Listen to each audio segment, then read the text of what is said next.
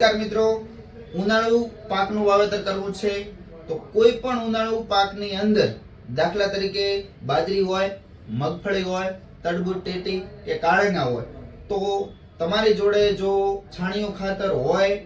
ન હોય અથવા તો ઓછું હોય, પરંતુ આ પાયાના ખાતર તરીકે પૃથ્વી અમૃત ખાતર અને માઇકો અમૃત એટલે કે માઇકો રાજા બેક્ટેરિયા આ પાયાના ખાતર તરીકે વાવેતર વખતે તમે એને વાવી શકો અથવા તો ઊંઘી શકો, જેને કારણે તમારા પાકનું ઉત્પાદન વધશે, પાક લીલોછમ રહેશે.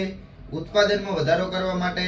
પાકની અંદર કોઈ સુકારો કે પાકની અંદર કોઈ રોગ નહીં આવે અને જમીનની સુધારાની અંદર તમારી જમીન ખેડ કરવામાં એકદમ નરમ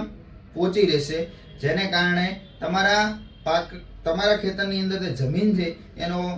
સુધારો તમને જોવા મળશે. અને ઉપર છંટકાવ સ્વરૂપે બ્લેક અમૃતનો અવશ્ય ઉપયોગ કરવાનો રાખવાનો, એટલે તમારા ઉત્પાદનમાં, આવકમાં અને વજન પકડવામાં